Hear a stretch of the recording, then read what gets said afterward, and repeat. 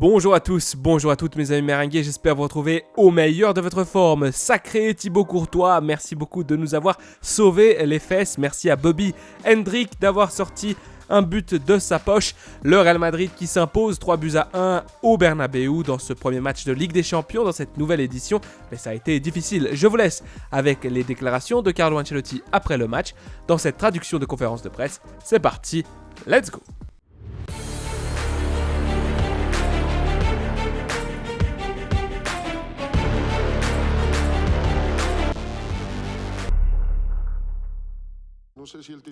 Je ne sais pas si le titre, la manchette, pourrait être Thibaut Courtois sauve le Real Madrid. Non, le titre pourrait être Madrid a gagné le premier match de la nouvelle formule de la Ligue des Champions. Rudiger vient de dire en zone mixte que l'équipe semble se relâcher, qu'elle procède par coup à coup, qu'elle manque de constance et que, mentalement, elle se déconnecte parfois du jeu. Pourquoi cela arrive-t-il à l'équipe et pourquoi n'arrive-t-elle pas à être constante pendant 90 minutes? Parce que nous essayons encore de trouver notre meilleure version. Je pense que par moments, nous nous sommes très bien débrouillés. Dans l'évaluation du match, nous ne l'avons pas bien commencé. Nous avons essayé de presser haut, ils ont joué beaucoup de longs ballons, ils gagnaient les duels. Après 20 minutes, nous avons repris le contrôle du match jusqu'à la 60e minute.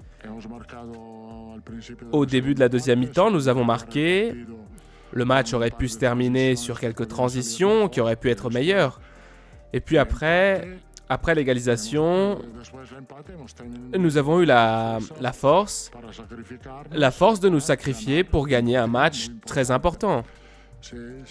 Et puis, si quelqu'un pense qu'il est facile de gagner des matchs en Ligue des Champions, il se trompe. Car j'ai entraîné pendant 200 et quelques matchs en Champions et je ne me souviens pas d'un match sans souffrance. Il faut souffrir. Et personne en Europe ne connaît mieux que le Real Madrid ce que c'est de souffrir, ce que signifie gagner la Ligue des Champions avec la souffrance, nous le savons très bien. Je disais que je vous voyais plus inquiet, plus sérieux que d'habitude. Pourtant, je vous ai vu sourire avec les collègues de Movistar lorsque vous avez parlé d'Henrique, dont vous avez dit qu'il avait une paire.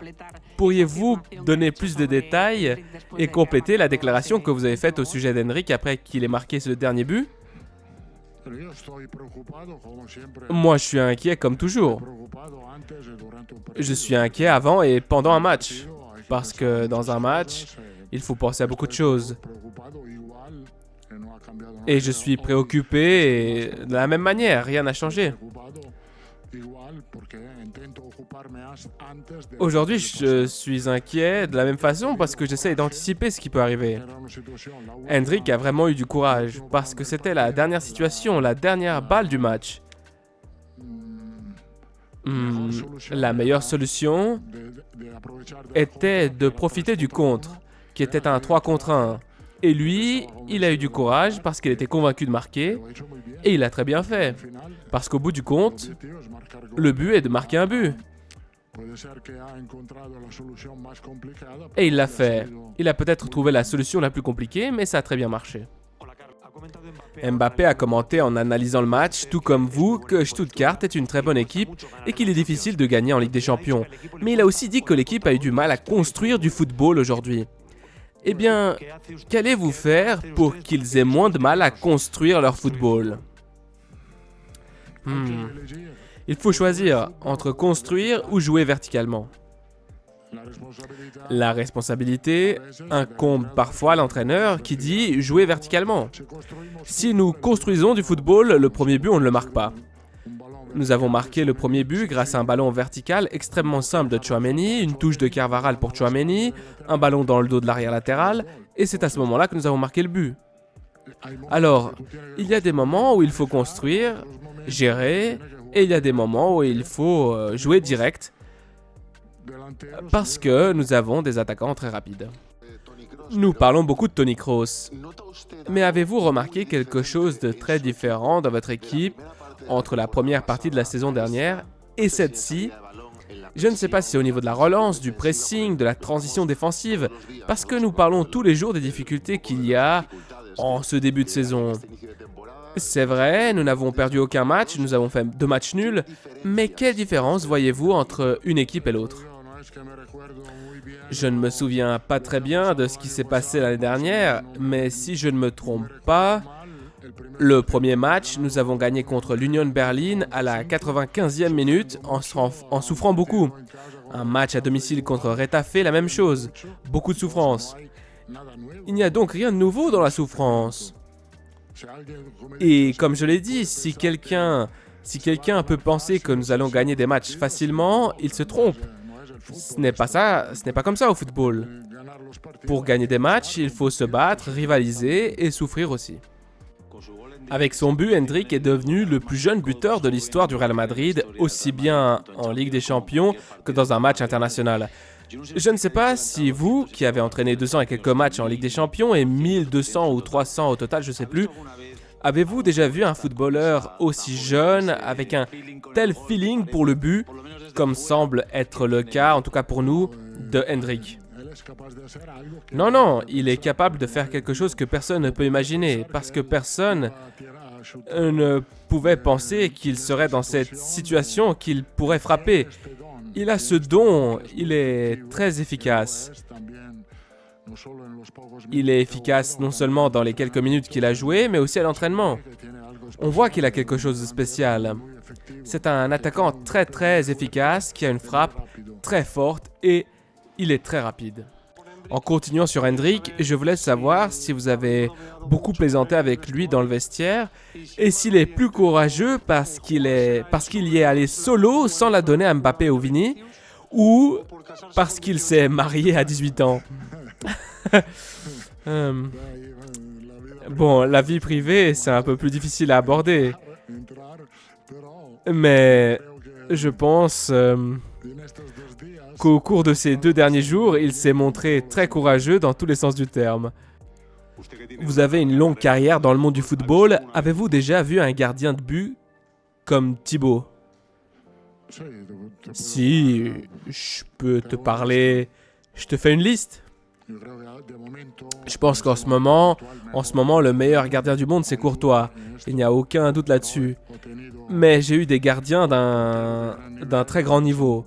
Commençons par... Bon, la liste, je ne te la ferai pas. Tu pourras la faire toute seule. Mais j'ai eu des grands gardiens. En ce moment, Thibaut est le meilleur de tous. Je voulais vous poser une question sur Rudiger, en raison de son importance en défense et aussi en attaque aujourd'hui. Qu'est-ce que cela signifie pour le Real Madrid d'avoir un joueur comme lui? Eh bien, fantastique. Surtout dans la surface adverse. Il est très énergique dans les 2 surfaces.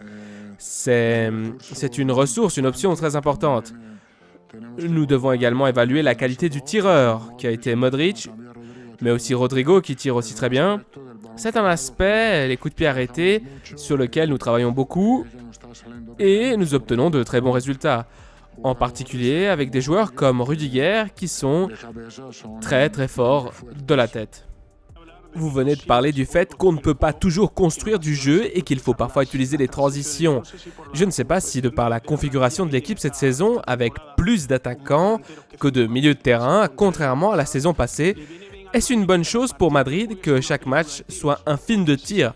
Parce que si on joue au jeu du tir, Madrid tirera toujours le plus vite?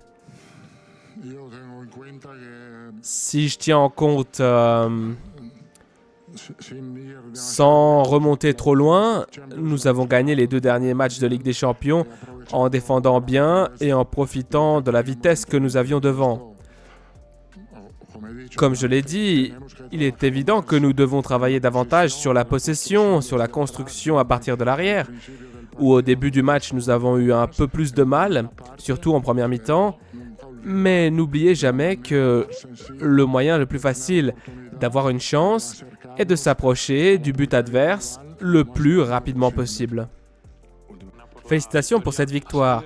Dani Carvajal a débuté comme titulaire en défense centrale aux côtés d'Antonio Rudiger, puis Militao est entré en jeu à la 45e. Je ne sais pas si vous êtes un peu inquiet de la dépendance de l'équipe à l'égard de Rudiger et Militao, si elle dépend trop de ces 2 défenseurs centraux. J'ai changé seulement parce que, comme je l'ai dit, les défenseurs ont eu à disputer beaucoup de duels parce qu'ils envoyaient beaucoup de ballons depuis leur gardien vers la ligne. Et le fait que Lucas avait déjà un carton, j'ai préféré éviter ce risque et faire entrer un joueur sans carton, Militao. Et puis Carvajal a fait du bon boulot derrière, tout comme Lucas, au niveau défensif. Offensivement, nous aurions pu être meilleurs depuis l'arrière.